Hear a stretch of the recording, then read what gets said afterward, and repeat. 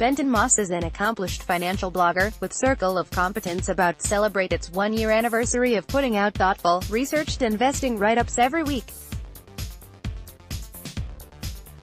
He's also a minor league baseball pitcher for the Tampa Rays. On this week's episode of Rule Breaker Investing, Motley Fool co-founder David Gardner interviews Benton about his work, his blog, and his life. Benton shares his favorite newsletters and websites for keeping current with the markets, how the baseball world is changing, some painful investing lessons he's learned, how he finds the time and focus to do such different things so well, what got him started investing, and more. A full transcript follows the video. This video was recorded on February 13, 2019. David Gardner: from time to time, I meet people who remind me of the power of, and they're really good at this and really good at that. Not just one thing, greatness across multiple fronts. The power of, and McKenna Haas is an and person, a professional race car driver and head of her college's undergraduate investment club. We featured this fellow fool on Rule Breaker Investing on July 5, 2017. A delightful new voice. I particularly love these new people among our youth, as people like McKenna and my guest this week hold such promise, instill such confidence through their achievement and their character. I have another for you this week. I first met Benton Moss, well, thereby hangs a tale. And indeed, as this week's podcast was recorded in front of a live audience at Fool HQ, I lead off by telling that story. Please enjoy this conversation with another of those great people, my new friend and yours, Benton Moss. Welcome back to Rule Breaker Investing. I want to tell a brief story about my guest this week on Rule Breaker Investing. It's when Benton and I first got to meet each other. I was at the University of North Carolina, Chapel Hill, speaking at something called the Wilberforce Conference, which is an annual conference in Chapel Hill. I was talking about finance. Benton came up to me afterwards and he said, "Hey, I love finance. I've heard of the Motley Fool. I sometimes access your site. I love this topic." In fact, he went on to say, "I blog every week pretty comprehensively. You read what's happening in the world of finance. Then you go on to list your favorites and then provide your viewpoints. You've done that religiously every single week." I went back later and checked your blog, and I was like, what a thoughtful guy, what a smart guy. I said at the time, I feel like I recognize you, Benson.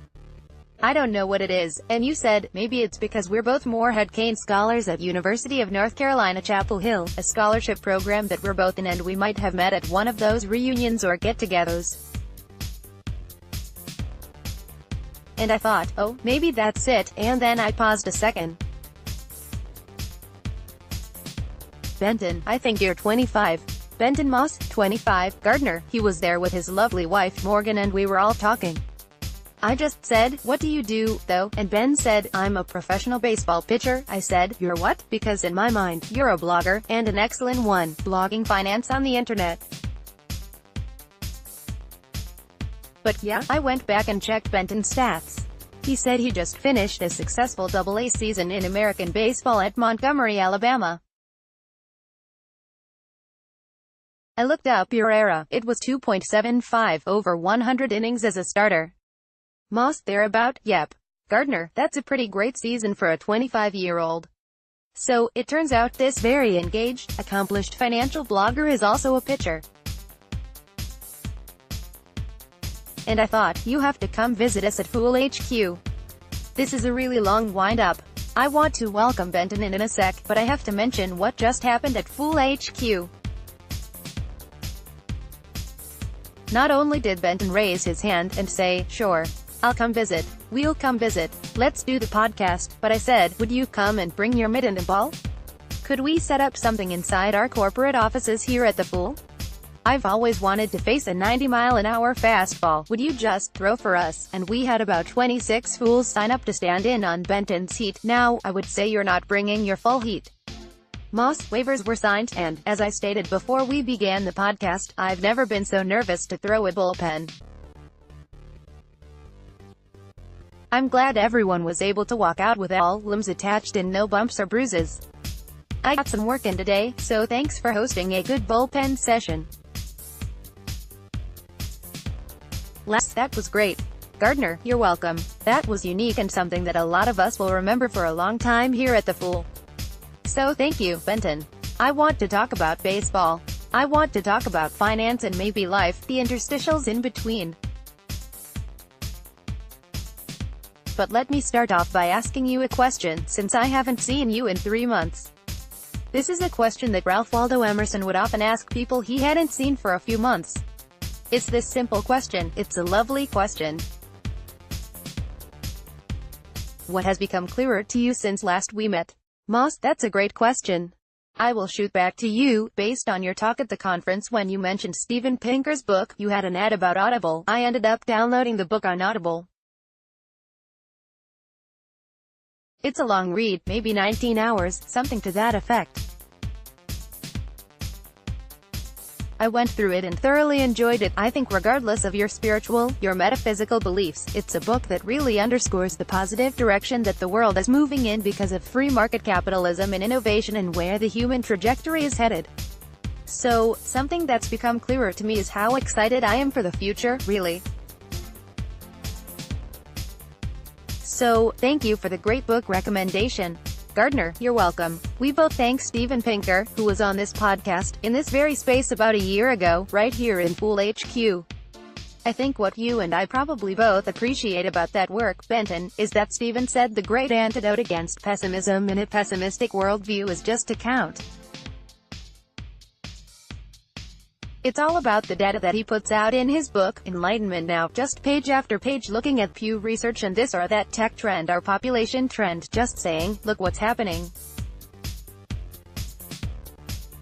It really is pretty remarkable. Moss, I should have mentioned Enlightenment Now. That's the book title that you mentioned at the conference.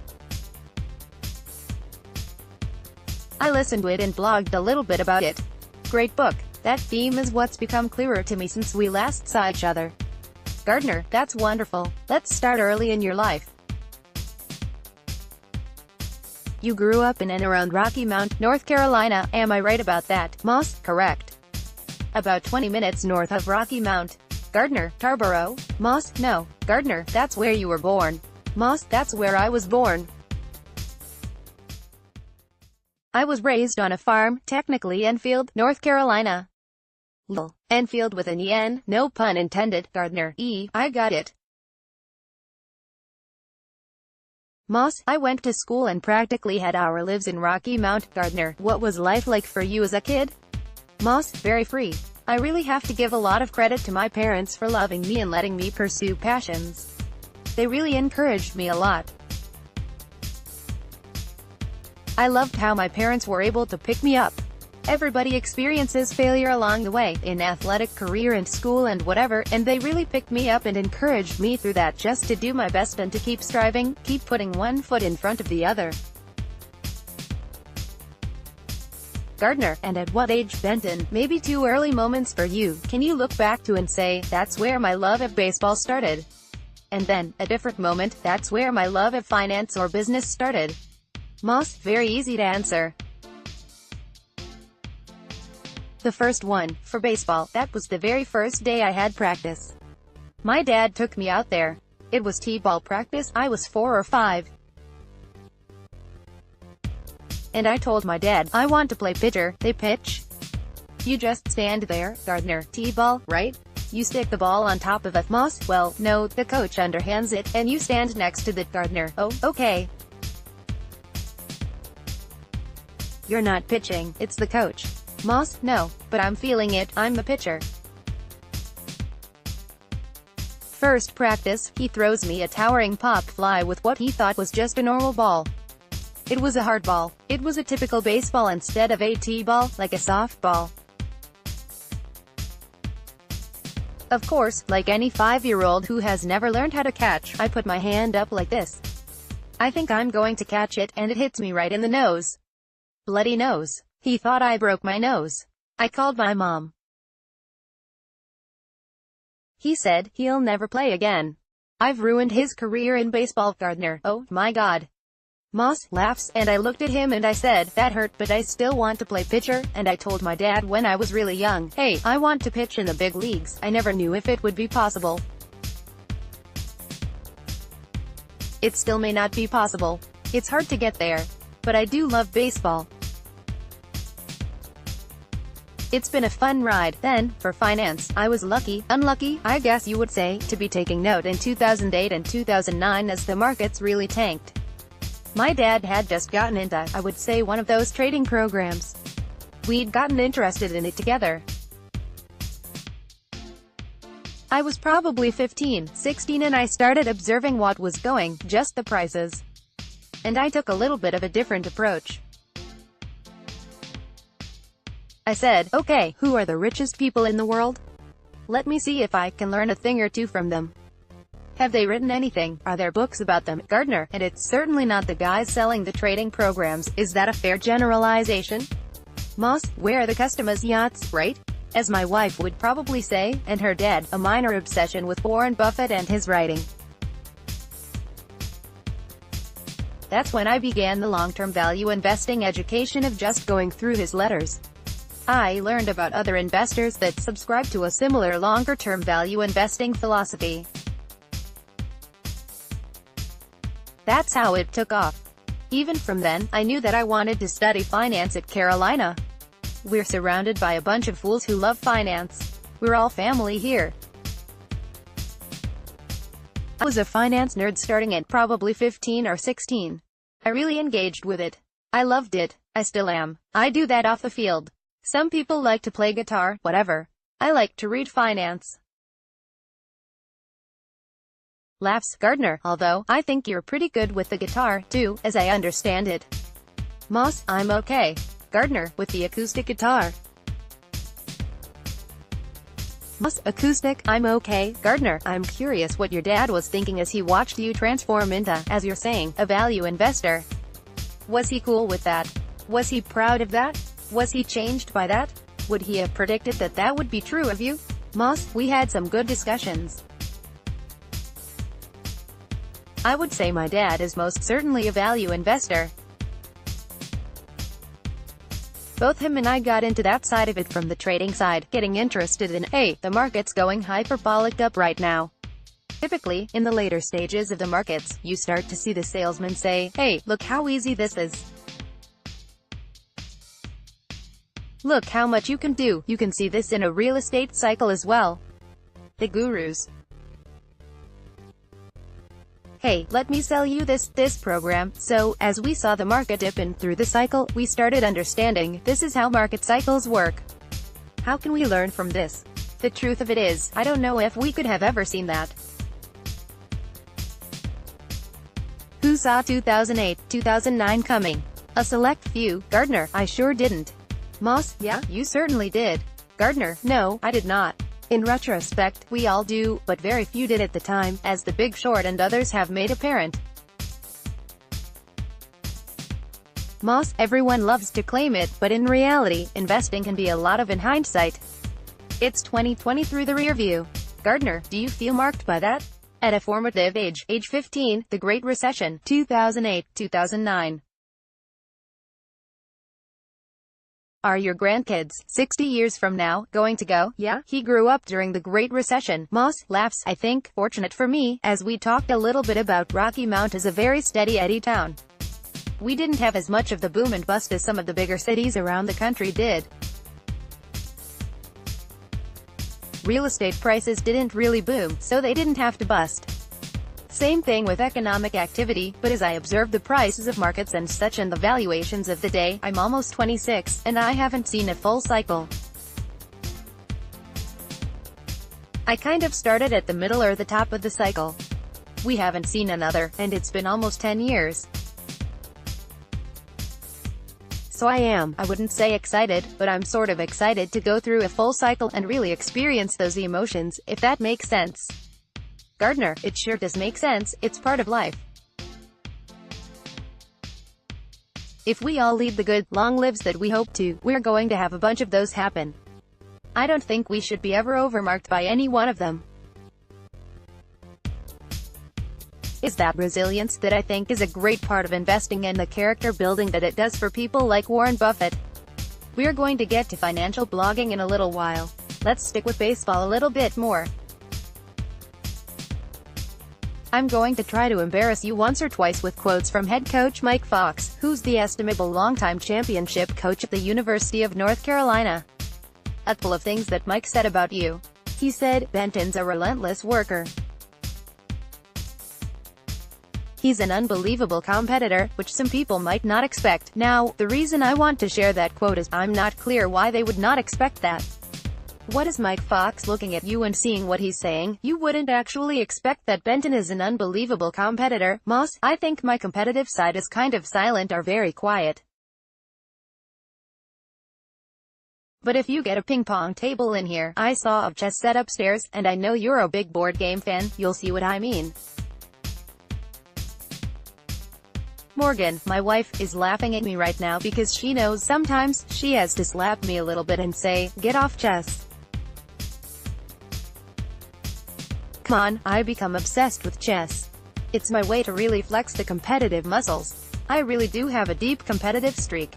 Laughs, I try and rein it in a little bit.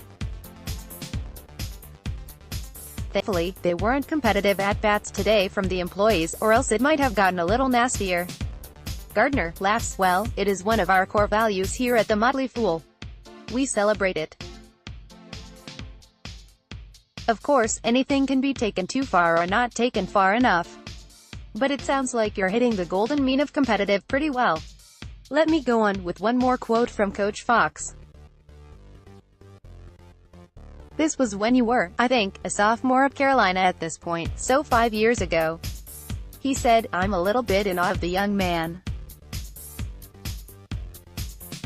I can't even fathom being his age and doing the things he does with his accomplishments, from community service to athletes in action to his grades to his personal life to music."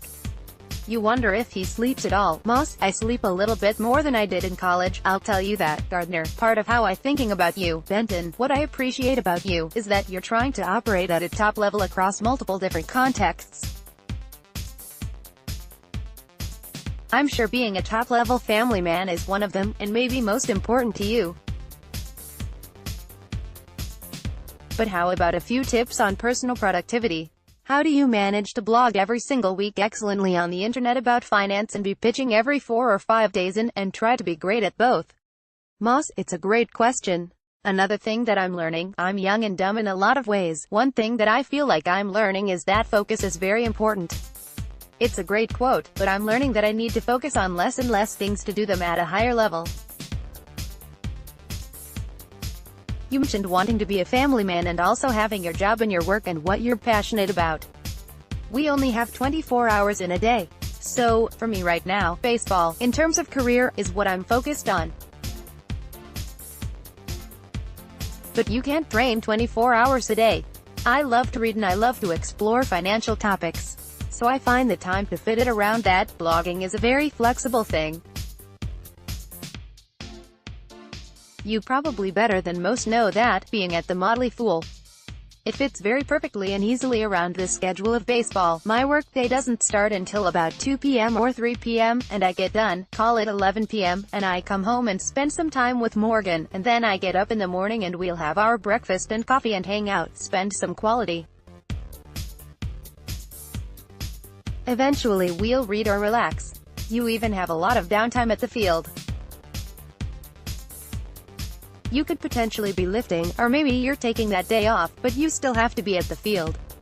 It's not like you can just come in and then leave and come back for the game. Once you're there, you're there. There's a lot of downtime that you can fit in those interests that you have. Reading for me fits in perfectly. It's not I can bring an acoustic guitar to the field.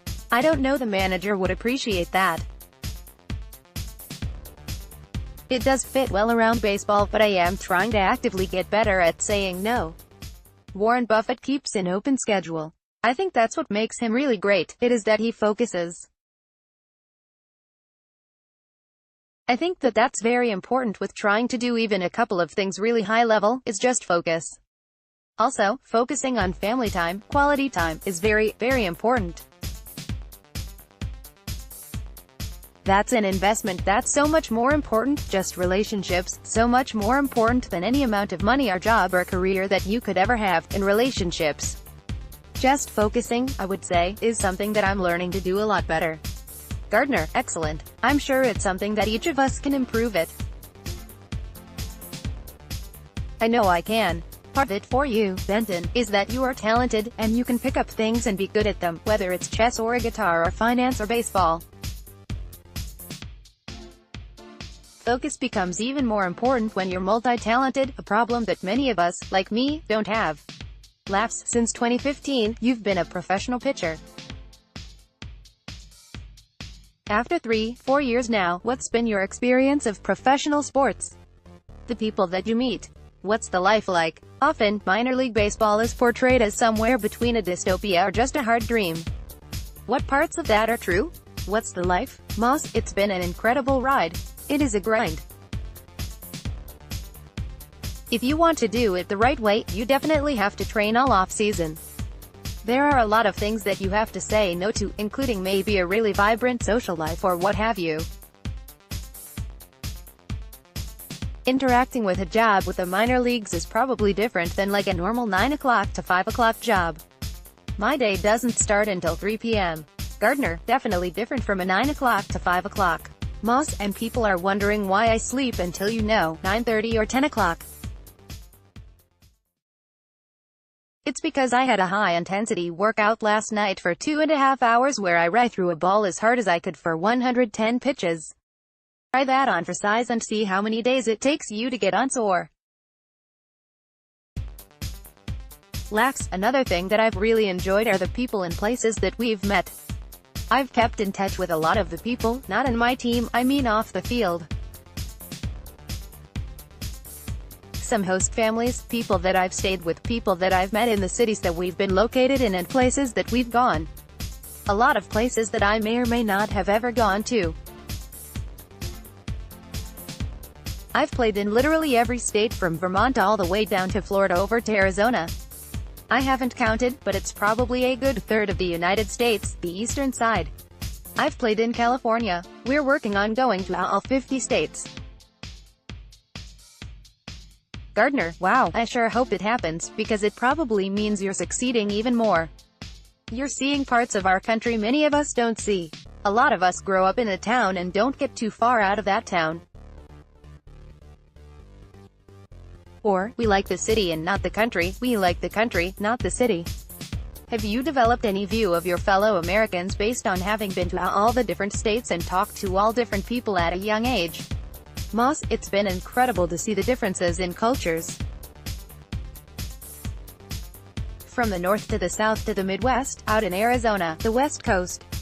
And yet, we've met incredibly nice Americans everywhere we've gone. We have what we call our second family in several of the states that we keep in touch with on a monthly basis. I think the cultures may be different, but they are nice people to be found everywhere. Gardner, I think that you said earlier that you've been clocked as high as 96 miles an hour. Sounds like it takes a lot of work just to do that. That's not a natural-born thing.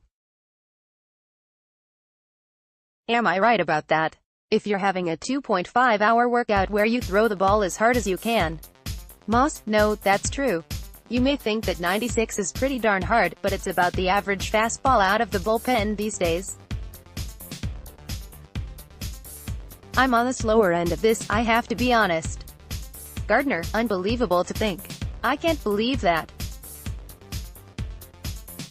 I know at least among Fool HQ, I believe you're the fastest arm in Fool HQ today by about 20 miles an hour. Moss, you should maybe try 96 out on the highway. See if it's fast enough for you. Gardner, laughs, I actually have, that's one of my many failings. Moss, laughs, did you get caught? Gardner, not that fast, but I have double-digit speeding tickets. That's the only double-digit radar that I hit, speeding tickets. So, what are your prospects, briefly, playing for the next season? You had a successful season at the Southern League in AA baseball. AAA, I believe it's the Durham Bulls, which is the Tampa Bay Rays organization you're in. Is that what you're shooting for here? Moss, definitely shooting for that. The Rays are very fortunate to be in a position where they have a lot of starting pitching from Double-A to the big leagues. Fortunate for them. It's going to be competitive for me. But the Rays are a very, very young, very strong organization. I think they have a very bright future. I hope that I can be a part of it. Definitely shooting for Triple-A. Obviously, that's the next stop, the ultimate goal being the big leagues. Gardner, are you going to make it? Moss, I think every kid that gets drafted and signs a contract has to say yes. I do believe that I can pitch in the big leagues. I think it has to be the right time, the right place, the right organization. Gardner, I believe that you will, and I'm looking forward to it. Moss, thank you, David. Gardner, you are obviously a player. I know you spent some time in the administrative offices of at least one major league team.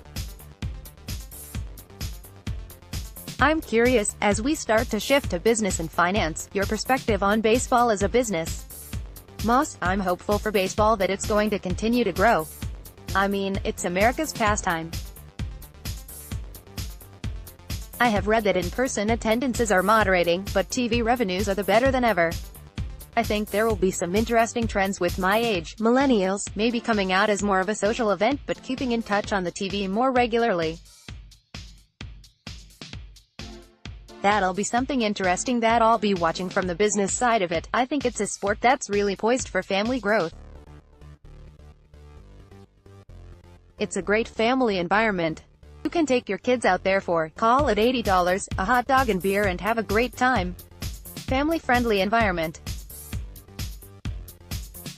Hopefully not too many bench-clearing brawl, although, free MMA fighting, that's fine too. Gardner, as a kid, I definitely always cheered on any bench-clearing brawl that might happen. My brother Tom's in the audience today, he and I know that. That's kind of what you want, turn it into a professional wrestling match. Moss, it's a great sport, a family sport. I think they're doing a lot of initiatives to try and keep the game rolling, speed the game up a little bit, and keep fans engaged. I'm positive on the overarching macro trends on baseball. I think that it's headed in the right direction. Gardner, Benton, back to you for a sec. I'm pretty sure you tended to be near the top of your class at each level of schooling. I'm pretty sure within the minor league baseball grand contingent of hundreds of players, you're probably among the brightest of the players. You have a great eye for finance and business. What's your view of your peers, your fellow 25-year-olds, in terms of financial literacy, financial understanding? If you could make one wish for your fellow players on your team, if they hear this podcast, what's one thing they should be doing in their financial lives? Moss, I'll be sure to share this with a lot of them that I have a good relationship with. I like to tell them all the time, hey, in the minor leagues, you've got a lot of things taken care of for you for those 5 months. Take that signing bonus that you got, invest it, because in the long term, if you can make it through, that will be worth it. Putting it into the stock market for the long term, maybe investing in some real estate, but, as Warren Buffett always likes to say, something that's going to be a productive asset for the long term. Gardner, a lot of guys get, let's say, a $150,000 signing bonus. Not a bad thing for somebody who had a dream in high school and all of a sudden is getting a six-figure check. But maybe a one-off, a one-shot, a signing bonus. What percentage of your peers, in your estimation, make a good decision with that? What percent buy a car or live on it, which I guess is not necessarily a bad decision if that's what they have to do? Moss, I think it depends on where they got drafted, how much they signed for, where they came from, family background. It just depends on a number of factors. But like I said, going back to your earlier question, I always tell guys, if possible, because I don't know their background. Gardner, everybody's different. Moss, I don't know where they're coming from. I don't know their proclivities to risk or the ups and downs in the market.